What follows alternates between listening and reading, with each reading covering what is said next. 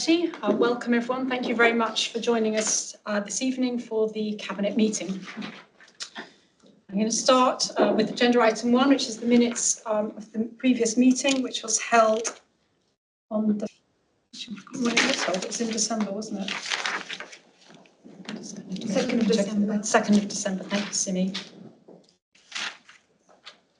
Can we agree the minutes for the meeting of the 2nd of December? Agreed. Thank you. Moving on to apologies for absence, we have apologies from Councillor Caroline Smith-Wright.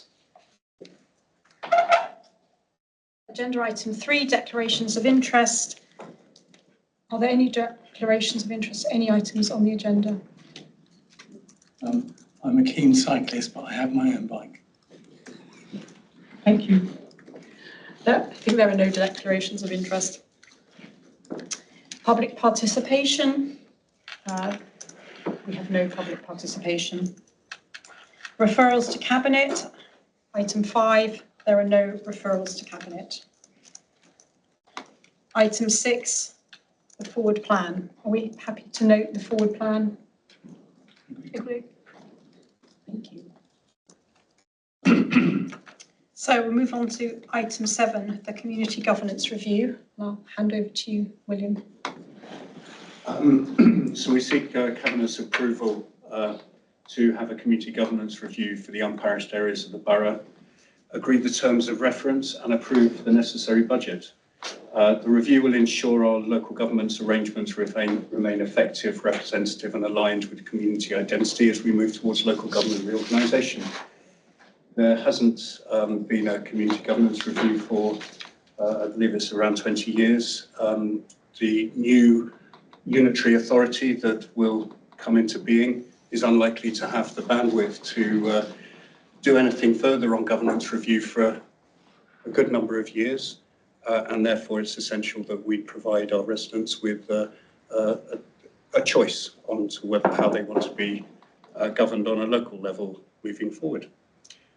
So Mark Brooks and Michelle Anderson have worked closely with the Electoral Review Committee for the terms of reference, which are annexed, and they are best placed to be able to answer any detailed or technical questions. Thank you. Did you want to add? I don't have anything further than that to take any questions. Do we have any questions on the community governance review?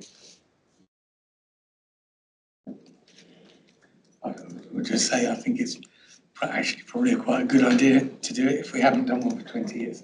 It's more than 20 years, I think it's 1998, but I absolutely, I think it's right that the people of Hemel, the residents of Hemel, have a say in their future governance. It's all the more so under local government reorganisation and with our neighbouring authorities going through similar processes, in particular in St Albans, which we are expecting to be aligned with following the process. So, shall I read out the recommendation? I'm going to read out the recommendation that Cabinets recommend to Council and is resolved to recommend to agree to commence a community governance review for the unparished areas of the borough, to agree the terms of reference for the community governance review as outlined in Appendix 1, and to approve a budget of £100,000 to conduct a community governance review. Is that agreed? Agreed. Agreed. Okay, thank you. And to move on to item 8, which is the constitution review. So seeking Cabinet's agreement to request full council approve changes to the constitution as explained in the report. The proposed changes are for new guidance on appointing and removing the leader, gender neutrality, appointment of chairpersons and appointment of committee members. And once again, this has been through scrutiny and has had a detailed investigation, but Mark is here to answer any questions. Thank you. I think this is really good sorting out and cleaning up of the constitution to move forward under the new political environment, both with regards to the leader and also to move to gender neutrality, which I think is an appropriate thing to do. Does anyone have any questions? I shall read out the recommendation. So that Cabinet recommends to Council and resolve to recommend that Council approves, that we approve the proposed changes to the Constitution as set out in the report and authorises the monitoring officer to make the agreed changes to the Constitution. Agreed. Agreed. Agreed. Thank you. Item 9, Budget 2026-2027. William. Busy night. Busy night. Seeking Cabinet's approval to request full Council approve the 26-27 revenue and capital budget, including associated Treasury, capital and council tax strategy. The process has been through the budget review group, scrutiny and group leaders. Budget proposes a 2.99% increase in council tax in line with government assessment of decorum's financial need.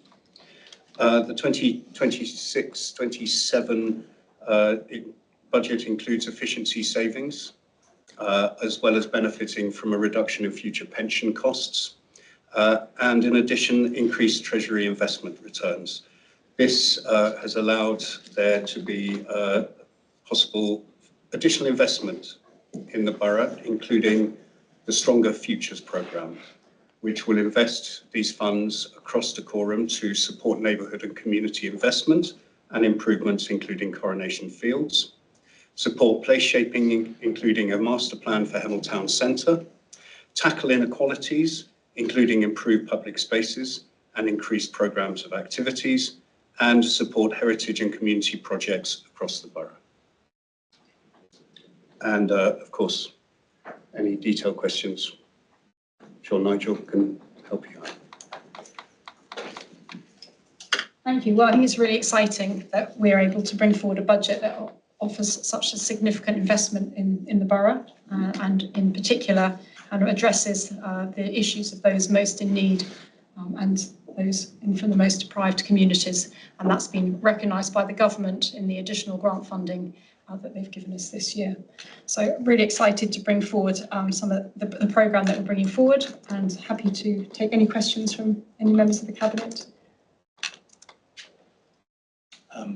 Can I just say that it seems to me that there is a possibility that next year might be significantly harder for lower tier authorities. So I think it's really important that we take this opportunity to focus on the most vulnerable and the inequality that exists within our borough and do something about it when we are given this opportunity to do so. So I'm happy that we're taking that chance. Thank you. Do you want me to read this out? No, I'd like you to move the recommendations in the report. Okay, so I'm going to move the recommendations in the report. I'll just give the headlines. So the headlines are the general fund revenue estimate, the capital programme, the housing revenue account, employer terms and conditions, and the statement by the Chief Financial Officer, as I said, as outlined in the report. Agreed? Agreed. Agreed. Thank you. So moving on to item 10, that's the HRA business plan. I'm going to hand over to Simi. Thank you. So this report seeks Cabinet's agreement to request to full Council the approval of 2026 HRA business plan. The HRA business plan is a robust financial model developed by the Housing and Financial Services with additional independent sector expertise commissioned as required. This HRA business plan represented tonight is sustainable for 30-year fiscal planning, and it outlines the planned financial investment in the housing stock, including an ongoing investment in the housing stock to provide safer, efficient and decent home for our residents. This includes investing 49.9 million in planned capital work in 26-27, the highest ever planned capital programme. Also, it has a £50 million investment to deliver new homes for residents. So if there's any question, we've got Nigel in the room, please ask. Thank you. Are there any questions from me? No. Well, think it's really exciting to set out an ambitious plan for our housing. It's an incredibly important area that we're investing in, and I think we really want to thank officers for the work they've done on this. And I know, as I said, Cindy's outlined the additional investment in new homes, and I think it will be really beneficial to residents that we can move forward with this. And as I said, it's very exciting. So let me just check what the length of this recommendation is. Right, okay, this is an easy one. Resolved to recommend that Cabinet recommends that Council approves the proposed update of the HRA business plan. That's Appendix A. Agreed? Agreed. Thank you. Moving on to item 11. That's the conservation area character appraisals. I'm going to hand over to you, Adrian. Yes, thank you. This item presents for adoption three conservation area character appraisals. Those are for Long Marston, Ringshaw and Wilstone conservation areas. Under the provisions of the Planning Listed Building and Conservation Areas Act 1990, a conservation area is an area of special architectural or historical interest, character of appearance of which is desirable to preserve or enhance. The Act requires local planning authorities to formulate and publish proposals for the preservation and enhancement of these areas, and also specifies that in making a decision on the application for development of a conservation area, special attention should be paid to the desirability of preserving or enhancing the character of its appearance of that area. This type of assessment conforms to Historic England guidance and to government advice in the NPPF. So this is a legal requirement under the Planning Listed Buildings and Conservation Areas Act 1990. As such, it's recommended that Long Marston Conservation Area, the Ringshaw Conservation Area and the Wilstone Conservation Area character appraisals are adopted. That's all I've got to say. Thank you. Are there any questions on the character appraisals? So I'll just check my cabinet first. No, that's fine. Councillor Norris? I'd permitted to make a comment and to applaud all the people in the three areas. The word CACA, or the acronym CACA, has sort of lived on their tongues for a number of months, if not years. A lot of the work has been put together by the residents of those three areas, and in particular, of course, I have to reference Ringshaw, which is part of my ward, and they've done a huge amount of work. So I think a recognition of all the work undertaken by the residents and their colleagues in those three CACAs should be applauded and recorded. Absolutely. Thank you, Councillor Doris. Can I second that? And also, I mean, clearly, it's always a good moment in a cabinet or in part of our regular round of how we make decisions to really know that this is something where we're focusing on those parts of the borough that don't always get talked about a lot.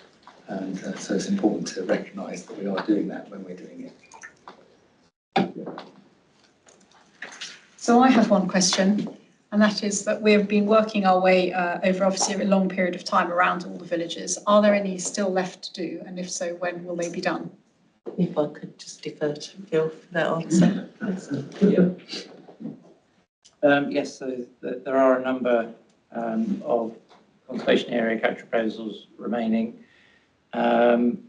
We have focused on the largest settlements first in terms of the Berkhamsted Tring and Hemel, and then more recently, as Councillor Duras has alluded, the areas where we've had support of the parish councils, in particular Little Galston Parish Council. So we are looking to continue that programme, and we are in communications with the clerks and parish councils to see if they wish to be prioritised and brought up early with their assistance.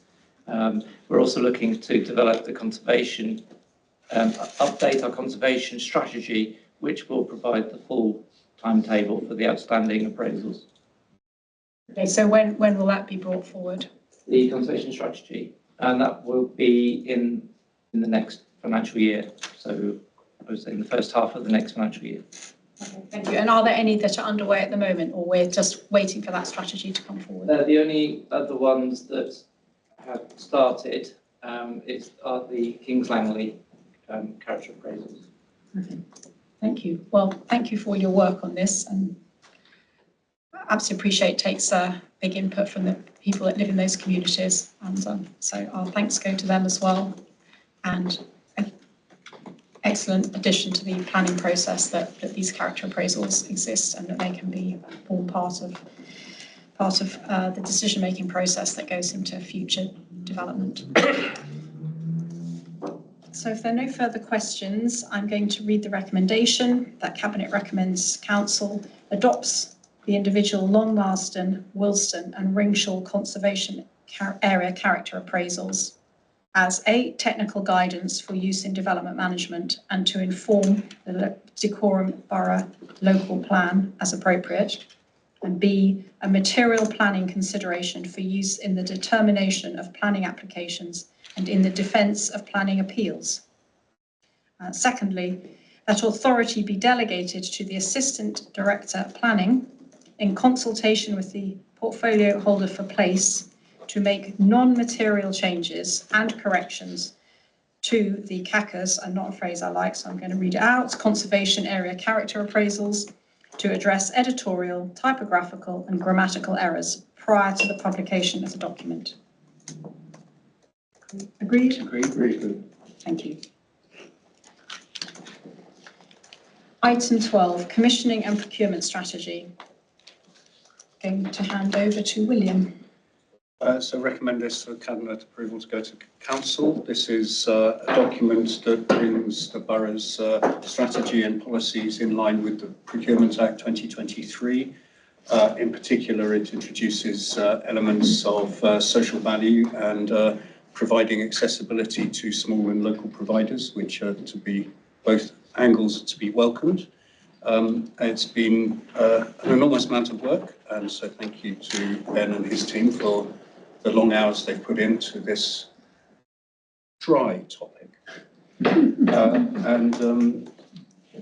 I put it to colleagues to approve it. It may be dry, but I think it's very important, actually. But seriously, I think it is very important, and you know, promoting like local businesses and making sure that we have social value involved in our procurement processes. It's something we set very high store by, and thank you for including them in this policy. Simi. I was just going to say that, so thank you. I'm pleased that there's a place for small local businesses greater than the previous policy. So I'm really pleased that we are focusing on our local businesses too. Thank you. Yeah. And obviously there is, you know, the value for money aspect of it as well. So, you know, having tight procurement procedures and policies and enforcing them, making sure they're enforced is really important. So thank you for revising the policy, the strategy, I should say. So any further questions? No, I shall read the recommendation that Cabinet approve this updated commissioning and procurement strategy. Agreed. Thank you. Thank you, Ben. Item 13, Treasury Management Midterm. Hand over to William. This is a statutory report. Ask Cabinet to note the mid-year performance of the Treasury Service. In the first half of 25-26, the Treasury Service has managed to maintain a good level of investment returns with an average of 4.24% interest earned on cash balances. Broadly a similar performance to last year. In investing these funds, the service has followed the approved Treasury management strategy, and we have remained within all prudential indicators, including with regards to capital expenditure and borrowing. This has also been through scrutiny and has been analysed at length by colleagues, and so I recommend it for its noting this week. Yes, it is for review and noting. Does anyone have any questions or comments? Just to say, you know, how well the Treasury management has been done, and the excellent results, particularly in terms of the interest rates that we've achieved. So thank you very much Nigel and your team for that. And congratulations. But with interest rates falling, I guess it remains to be seen what happens in the coming year. Thank you for this. And actually, it's an area that I know has always been very well managed. So long may that continue. Right, so in terms of the recommendation, it's that Cabinet reviews and notes the 2024-25 Treasury Management Performance Report. Noted. Yes. Thank you.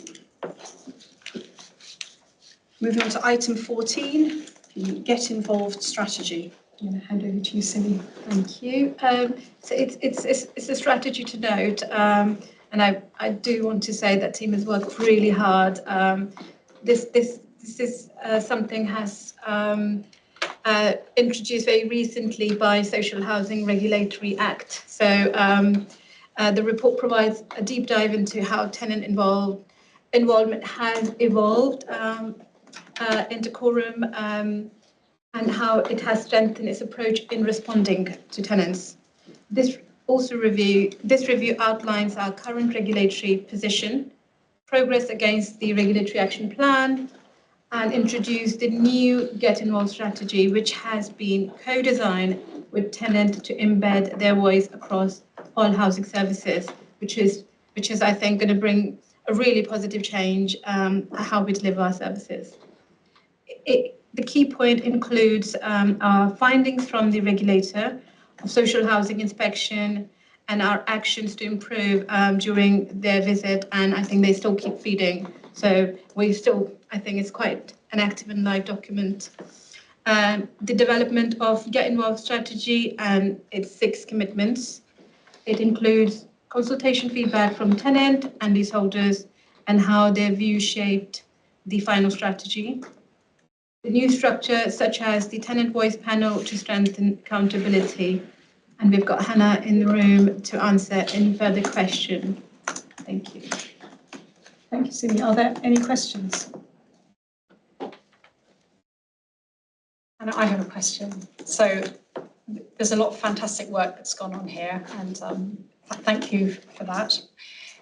A lot of the work is to make sure that we're on track, to deliver for our tenants, and that's as measured by a set of criteria, and we are aiming for a C1 at some point. Obviously, the important thing is that we deliver for our residents, but as I said, it's the external validation of that is what we would really like to, as part of what we're seeking. Where are we on that journey, and how much, how close are we to achieving that? Yeah, absolutely. So a really good question, and one that we are discussing with the regulator at the moment. We have a quarterly meeting with our regulator to update them on the progress of the regulatory action plan.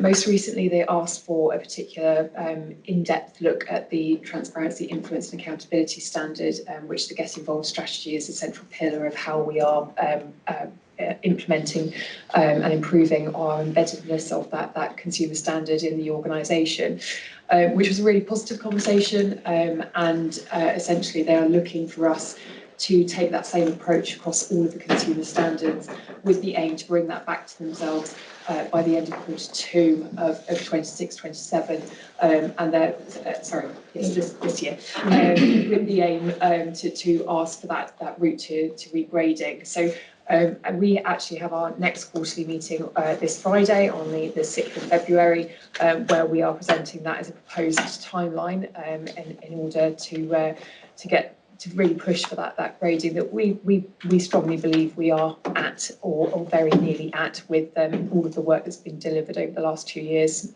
in the improvement journey we've been under.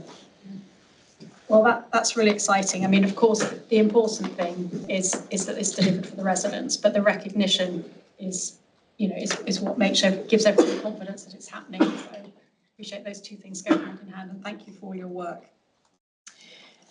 So if I take the recommendation to note the contents of this report and the progress made against the regulatory action plan, and to approve the Get Involved strategy and the associated documents for implementation. Agreed. Thank you. Thank you, Hannah. Moving on to item 15, the biodiversity duty. And that's Robin. Would you like to So this is the extended biodiversity duty. This was introduced under the Environment Act 2021, requiring public authorities in England to conserve and enhance biodiversity. And this reports on actions taken and planned over 5-year cycles. It's the first one that we've done. Biodiversity is often considered to be a rather nice to have and something, but actually it is quite crucial, and it's really interesting, the report that's just come out from DEFRA in the last couple of weeks about the impact on national security of global biodiversity loss. So Britain is only a small part of that, but it's still crucial for our agriculture and so on. And they talk about ecosystem collapse and all sorts of geopolitical instability, conflict, migration and so on, which could be caused by the loss of biodiversity, release of trapped carbon, exacerbating climate change and things like that. So it really is important, and this is just one small part of it that Decorum is contributing to.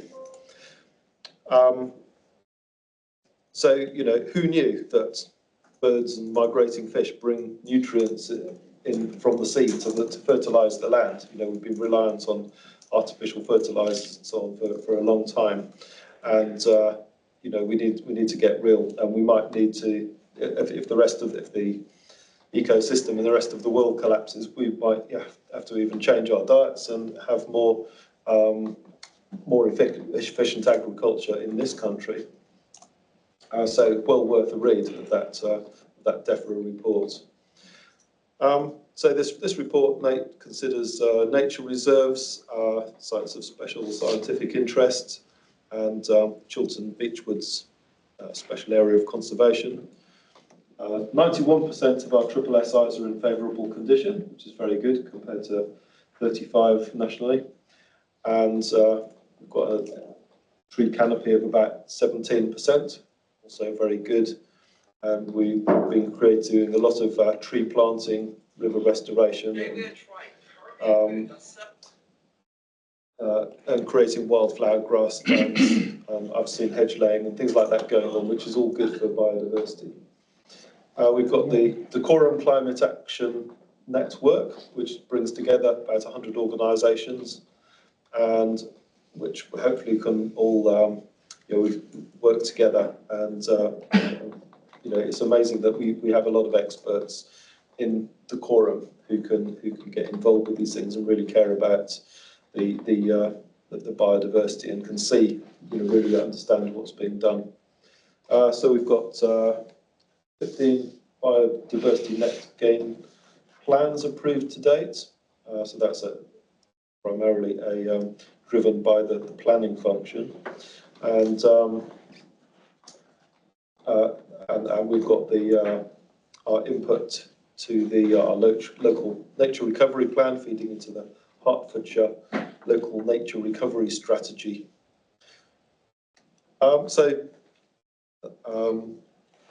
Next steps include establishing local partnership and steering group for this project, and I recommend that Cabinet approve it. Thank you. Are there any questions on this? Thank you very much for all the work on this. I have one question, and that is, I can see that the plan is to set up local partnerships and steering group. Do we have a time frame for that, and who would we be partnering with in doing it?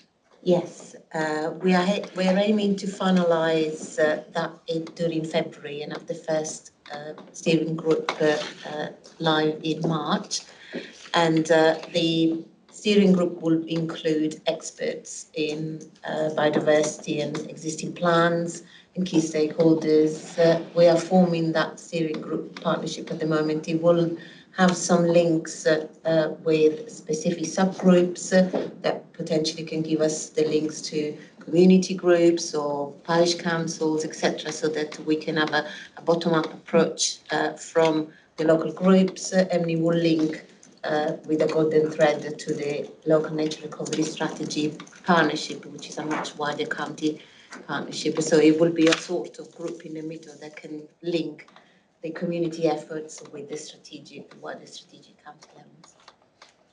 Well, that sounds great, and I think there are a lot of groups in the community that will be interested in getting involved. So it'd be good to bring that back to some kind of scrutiny and report back to what I guess it's SPAY, is it? It would be useful to bring a report back to SPAY when that's underway, maybe later in the year. Will do. Yeah, thank you. Thank you, Robin. So I'm going to read the recommendation to note and agree the enhanced biodiversity duty progress report, which is attached in the appendix. Agreed?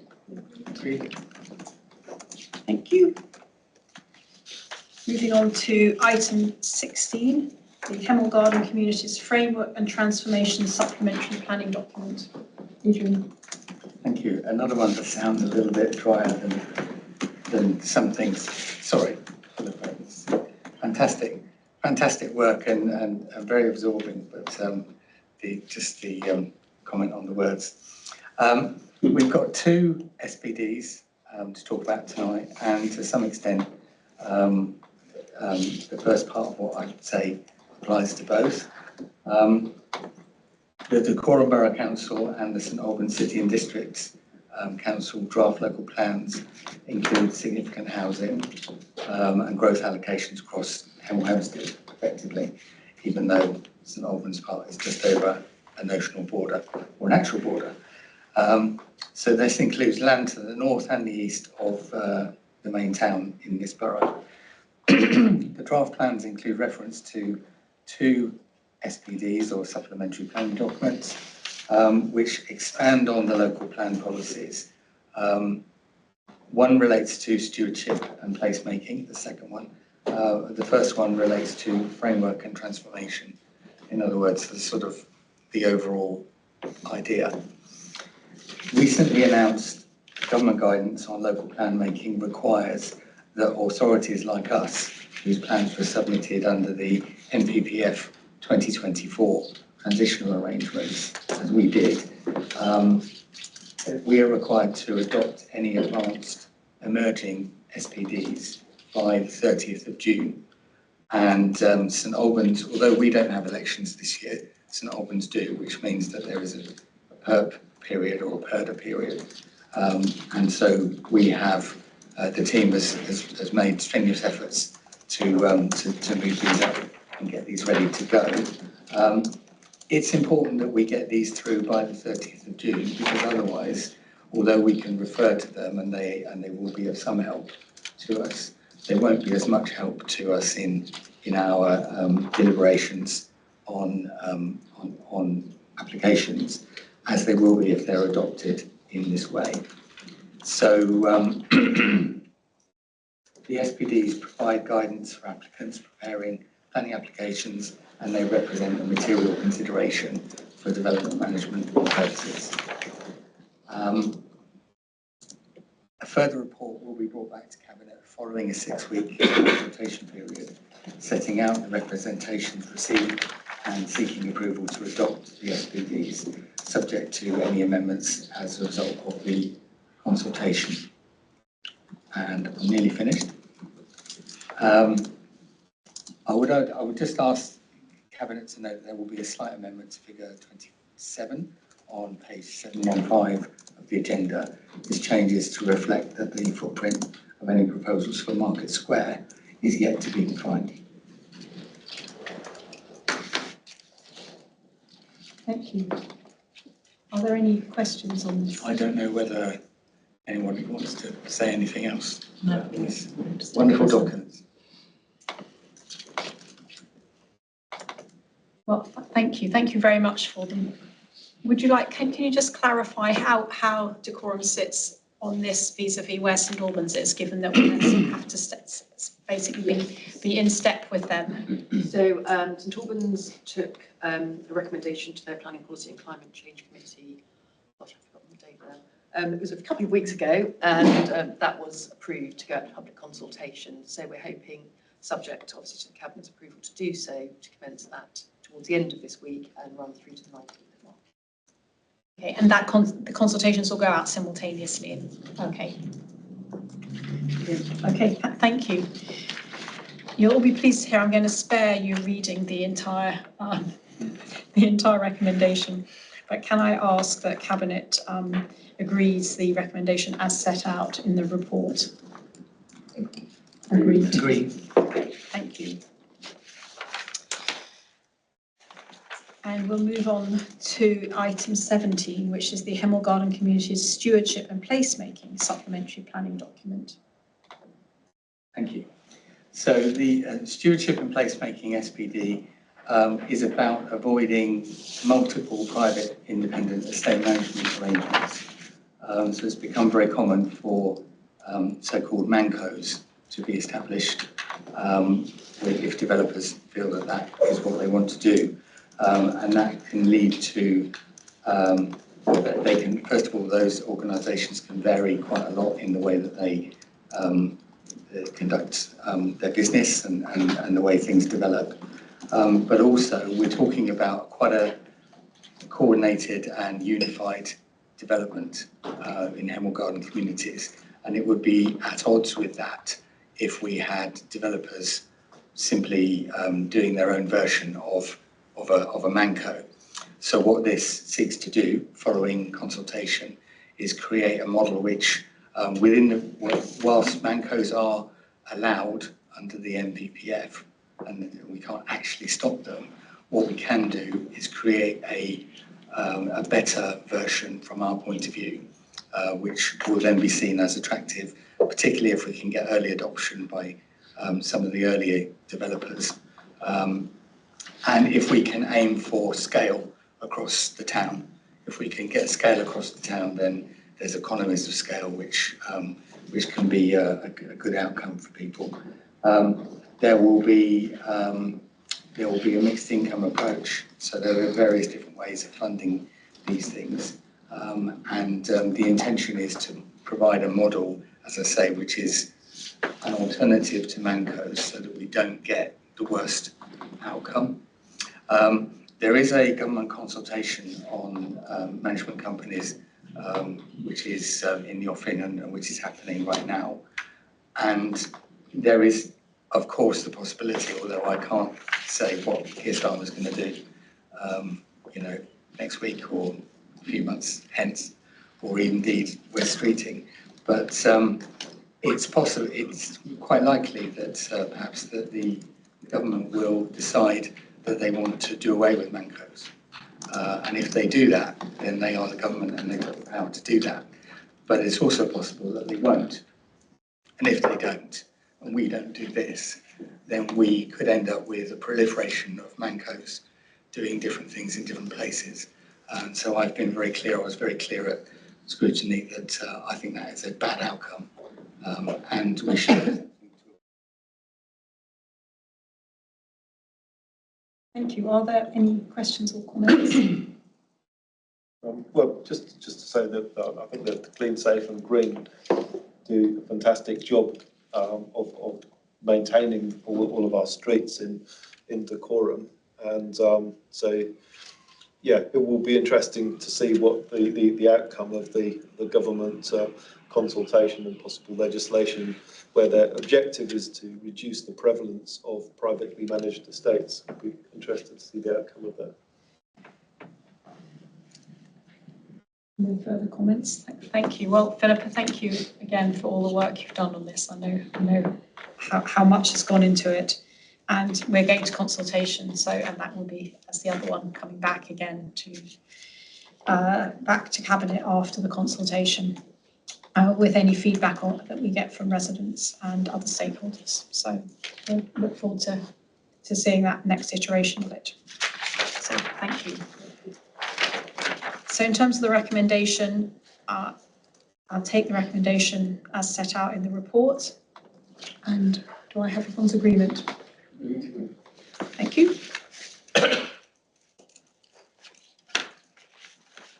Item 18, the Investment Partnership Business Plan. William? So this is Decorum Investment Partnership's first investment plan. It outlines the framework for appraisal of development opportunities. It outlines the priority sites and the numbers and mix of units. It also requests a budget to progress to detailed design and planning. Once those are ready to submit for planning, they will come back to Cabinet to seek approval for disposal to the partnership. So at this stage, this is really exploratory and preparation. It is not a decision to do anything with these sites at this point in time. And so recommend it to colleagues. This, the development, the investment partnership only started in July, so this is quite an impressive timescale of progress that I think the team should be commended for bringing this forward so promptly. Recommend it to colleagues. Thank you. Any questions, comments? I just have a comment. I think, you know, it's in the report that one of the things, in addition to beginning to focus on the development of 2 sites, there is also an amount in there to do some feasibility work in terms of the parking situation in Water Gardens, which obviously in relation to the Hemel Health Campus. When we did our engagement last year, and we had lots of conversations with residents about the Hemel Health Campus, one of the key themes that came through that people did not understand is where was the car parking going to be. So I think it's, I'm really pleased that this comes forward and we can demonstrate to people that when we do consultation, we listen and we hear what people are saying, and then we go away and spend a little bit of our money doing something about it. Thank you. So thank you, Matt, for all your work in this, and you, David. I think it's really exciting that we have a vehicle to bring forward some of the projects that we want to bring forward, and to use land owned by Decorum for regeneration and to bring forward more housing, and particularly more social housing. There is an element of this recommendation that approves the planning budget for this. Do you want to just give us the details of that budget and what it's going to be used for? Yes, so there's a total budget associated with both the 2 priority schemes, the feasibility work supporting the Hemel Town Centre Master Plan, of which the Water Gardens car parks is part of. And there's also 7 future opportunity sites identified as part of that. That total budget is around 1.4 million, and this is the council's share of that budget. So one of the advantages of the model is that those costs are shared. So on Cherry Bounce and Civic, that would be to take forward through to planning. So that's the full planning budget to get to a planning permission. Is there a timescale for that? So on Cherry Bounce and Civic, we're currently anticipating coming back to Cabinet in around September of this year with the full details of those 2 schemes, at which point we would have full costs of construction, and we would be recommending disposal of those particular sites to the investment partnership at a particular land value with a more detailed view on the profit and on the financials at that point. Thank you. So, can we do all this in part 1? Yes, the recommendation is in part 1. So only if there's any questions on the appendices. So, shall I take those first? So, just to ask if there are any questions on the appendices before we take the recommendation, because if there are, we'll move into part 2. No? Okay. It looks like we can stay in part 1. I think I will read all this just because it is quite important. So this is the recommendation that Cabinet approves the inaugural investment plan of the Decorum Investment Partnership as set out in Appendix A. The Cabinet agrees that reporting from the DIP, the Decorum Investment Partnership, to Cabinet should take place annually from 2027 until such time that the partnership is dissolved. 3, that Cabinet delegates authority to the Strategic Director for Place and Communities in consultation with the Section 151 officer to undertake activities contained within the investment plan, including the drawdown of funds as outlined. So, and resolved to recommend that the Cabinet recommends that Council approves that a planning budget of 732,875, as set out in Section 3 of the report below, to cover the Council's total share of the funding to bring forward the identified sites, as well as an annual operating revenue budget of 95,000 for the Council. Is that agreed? Agreed. Thank you. Item 19 is the Hemel Hempstead e-bike hire scheme. I'm going to hand over to you, Adrian. Yes, thank you.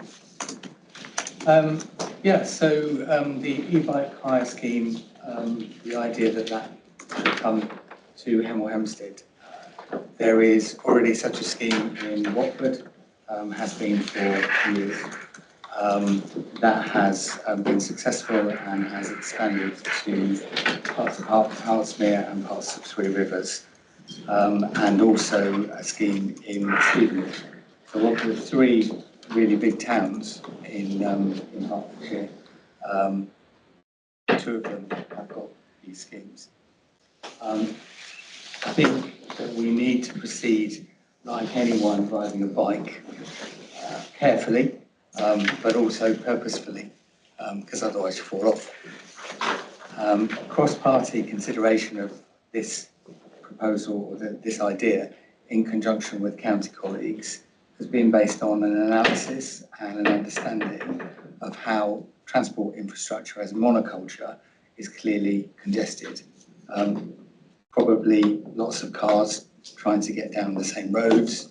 In particular, lots of cars parked in residential areas on the pavements, which means that people with pushchairs, people in mobility scooters sometimes can't get past. And the 2018 Local Transport Plan, LTP4, foresees the need for better and therefore more sensible and safe cycling. And I think that's a really important point about cycling, is that at the moment in Hemel, cycling is generally done by the margins of society. It's not a mainstream activity, and I think that if we want cycling to become more safe, we need to make it more of a mainstream activity, and that's what this scheme helps to do. So it's along with the LC whip, which talked about, and it's an early part of a jigsaw picture of wider options of making different journeys, particularly shortish journeys, about a mile, couple of miles. It can't be highlighted enough that we are talking about e-bikes here. We're not talking about hugely strenuous pedalling, and we're not talking about hills being insurmountable. With an electric bike, hills don't really exist anymore. As I say, the experience in Watford has shown how this option for travelling around has been successful. There's opportunities for sponsorship, and additional external funding will be explored as the scheme grows, but we need to get it started. And in that respect, I think we need to have a good plan, and I think there is a plan that's been laid out, which we need to start to show to local residents and answer some of those questions. So what I would say, without going on too long, having easy access to electric bikes without needing to own one will deliver a range of benefits, and not just to the riders of the bikes. It will improve the options for short connections between railway stations, employment areas, town centre and neighbourhoods. Initially, that will be between the railway, Hemel Hempstead station and Maylands, but it's in the nature of things that these bikes will be ridden by people with the app. They have their phone fixed on the front of the bike so they can navigate. And we will find out from that data where people really want to go with their bikes. And that will enable us to do the LC width better, and it will enable us to spread cycling to areas that haven't seen much cycling so far. And because we're doing that not with kind of enthusiastic cycling, as in Lycra and stuff like that, but we're doing it in terms of, I just want to get from A to B in the most practical way. It's a nice day today, I think I'll ride a bike instead. It enables us to grow that more quickly. And I think that's, as I've said already, I think that's crucial because Hemel is a big town in Hertfordshire. With LGR, the scale of a big town will become more important because we won't be separated by those boundaries so much. So that means that Hemel and Watford are always in competition, but it will look odd. And when people are wondering whether they should invest in Watford or they should invest in Hemel, it may be the fact that they can see that things are joined up and there is a proper provision of different ways of getting around the place. It's quite important.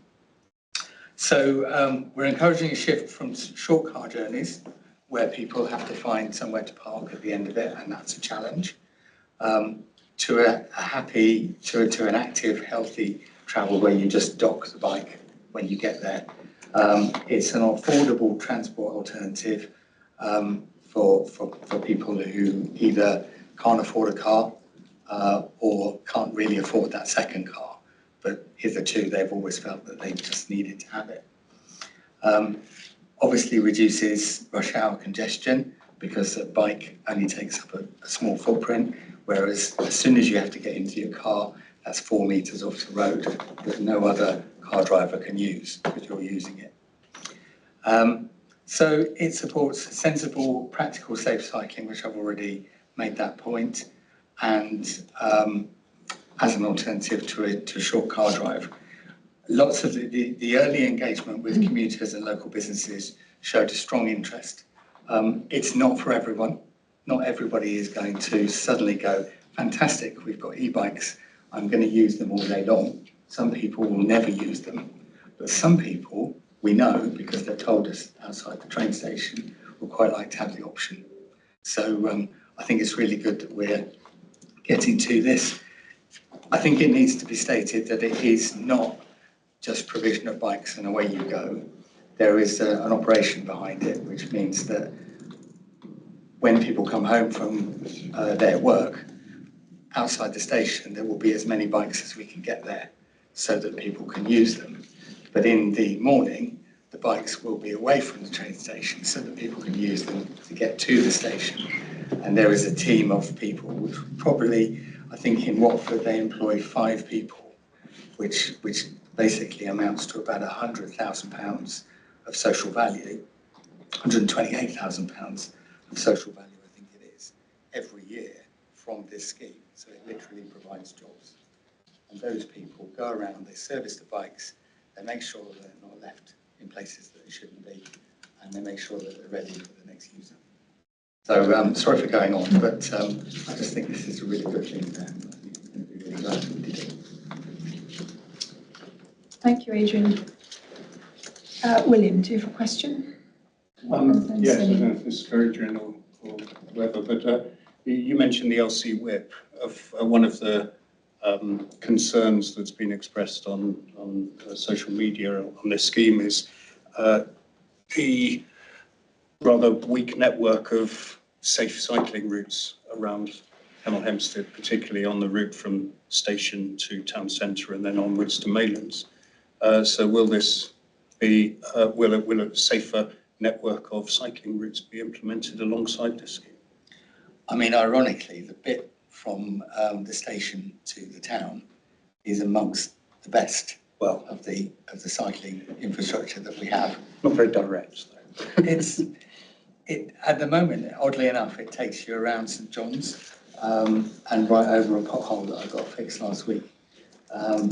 So it is a bit unusual at the moment, but I think that the thing about cycling is you don't do it until you do it. And I know that having cycled a lot until I was old enough to drive and able to drive, and then having not cycled for decades, I actually found it quite hard to get back to cycling. One of the things that held me back was that I had to think about buying a bike, and so I had to make quite a big decision to get back on two wheels. Whereas if we've got something like this, we know from the Watford data that 24% of the journeys are people who would have been in cars before. So we know that it's moving people away from that. But also it brings people back to cycling who previously would have done. And again, I think there's data that's in the reports that shows that actually, unsurprisingly, the first people to start using these bikes are people who haven't cycled for decades. And all of a sudden it's as simple as anything. I think Diane wants to come in, and then I think Cindy was next. Just a point on the LC, members will be aware that that's been subject to public consultation recently, which is now closed, and Penny is, as we speak, actively working on the reports for that to bring that back through governance to scrutiny and cabinet in March. So you'll be able to identify from that the feedback from the public consultation and the priority routes identified in the LC whip as in March. So the two can be pulled together and aligned. Correct. Thank you. Thank you. Just more of a comment, because Adrian already said so many good reasons why we should be going for this. I just want to say that I feel you're missing out just on one bit, which I strongly feel to basically give mobility to young people. I had a business where a lot of young people worked, and they were waiting for bus number 2 from Grove Hill to come to the Boxmoor. Hour and a half, 2 hours wait, bus journey, and then they're getting only a couple of hour shifts. Sometimes young people feel very demotivated and they don't want to work. So I think, yes, there are people we can't guarantee who already have car may not go on a bike, but people who don't yet have a car, seeing an e-bike availability, I think would help us in many ways. Again, do we want more cars on the road?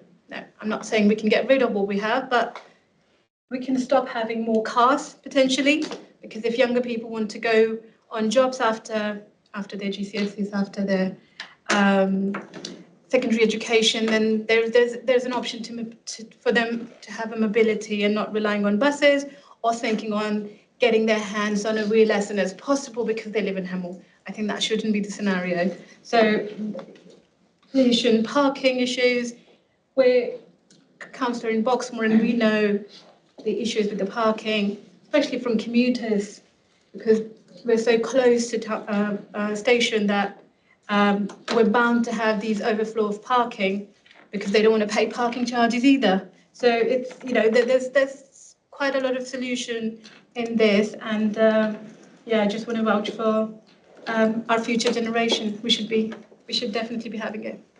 So thank you for putting all these efforts in getting this all the way here, and all the team. Thank you. Andrew, you can come in next before I speak. As you know, Chair, I've expressed some reservations about this, and as you would expect from Adrian England, who is an overly enthusiastic biker. He's sold this as sold this as mother and apple pie, but the reality is we've had 170 odd, which is almost statistically not irrelevant, saying, and 55% of those have said they wouldn't use it. So we're down to probably the cycling enthusiasts who probably see this making life a little bit easier, but I don't think it's going to make much difference to our. We have to be realistic. It's not really much difference to our travel issues. Even on the figures in here, if you converted to 24% of short journeys of uses being people who previously travelled less than a mile by car, that equates to less than 50 journeys a day, which is going to be statistically irrelevant to our vehicles on the road. But I'm not against trialling it. My concern, and I think we're going to need to go into part 2 because I will want to talk about money, is, as I said to you when I first saw the report, I was absolutely shocked at the amount of money that's being spent on this. So I do want to touch on the money, so I don't know, at some point you'd like to go into part 2 before I say any more. Should we go into part 2 now? Do you want to just say what the amendment is to recommendation 1? Okay, so we've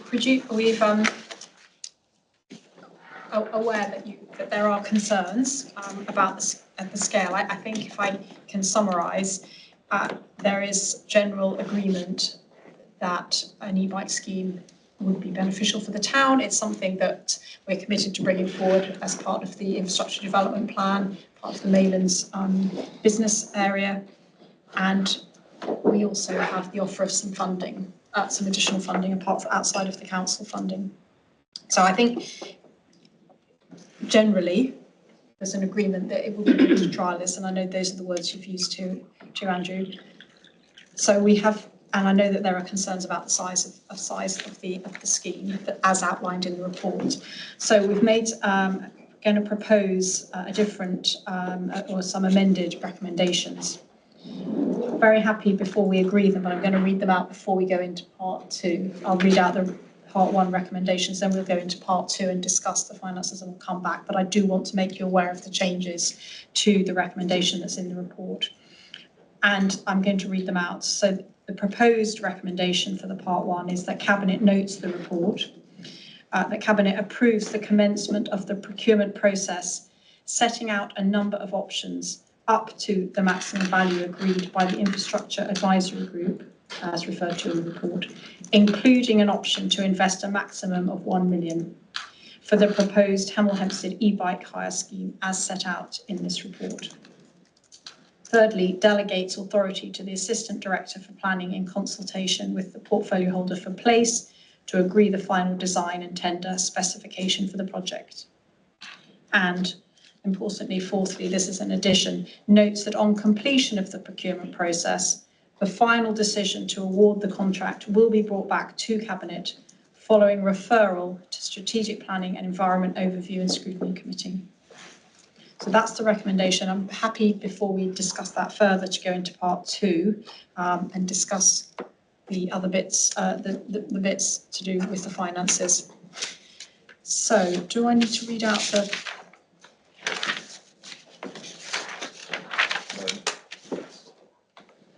You can just say, Okay. Are we happy to move into part 2?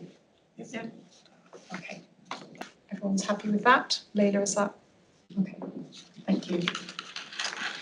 So we're now back in part 1. So this is a recorded meeting, and we're discussing all the elements that are in the part 1 report, so not the finances. William, I think you were going to make some points or ask a question. Yes, I think it would be regrettable if this is considered a sort of outcome pushed by a bike lobby. This is, we've got a growing town in which one of the enduring complaints of residents is that no infrastructure is put in place, even though we've got ever more housing being built mostly around the edge of the town. And we're in a situation where we can't make the roads any bigger. The capacity for cars cannot grow. And so we have to use the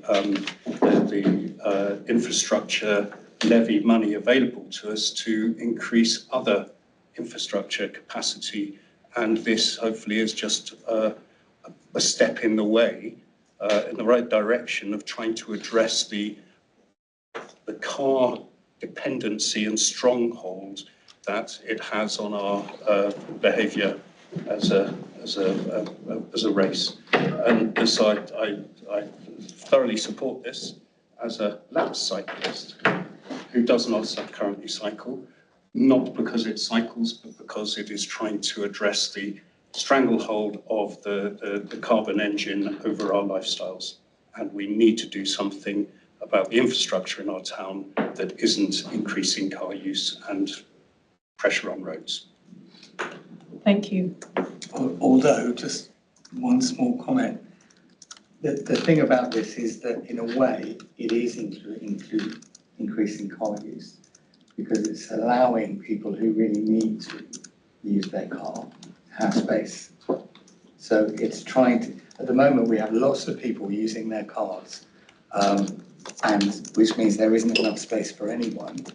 And by enabling people to have a real choice, and that this argument applies to public transport as well, By allowing people to have a real choice, you clear out of the way the people who can take those options, and you leave more space for people who absolutely need to use their car and currently don't, or they move their journey to a different time, which is less convenient for them because they know that there's not going to be any room on the roads. So what this does is it just widens things out. You can't, as you said, you can't widen the road, but what you can is widen the options. Okay, I think we're probably time to draw this debate to a close. So I think what we're hearing from everyone is that we need to be considering this as part of a package of measures to bring forward infrastructure, including I don't think it's been mentioned, but the extension of the Hearts Link bus to run from the station to the town centre to Maylands. These are all part of the plans that we have to bring forward alternatives and to make getting around Hemel easier and more viable for everyone. And there are health benefits, even though it's an e-bike, there are health and well-being benefits to being out on the bike. So, as there are to walking. I think we've come to an agreement about this set of options. We've expanded the set of options that we're going to be looking at in terms of procurement, and we've changed, we've modified the governance structure in terms of it coming back to further scrutiny once we have the results of that procurement process, the expanded procurement process. So it'll come back to overview and scrutiny, and it will also come back to Cabinet. So I think we've put in place and addressed some of the concerns that have been raised so that this gets the due attention that it's required. But I think we're agreed that, in principle, we would really like to go ahead with introducing an e-bike scheme in Hemel Hempstead. I wasn't planning to read them again, Mark, but I will do if you want me to. You read out. I read them out part one before. At the start, so I think just to see if that's agreed. So, is everyone happy to agree the amended part one? Agreed. Thank you.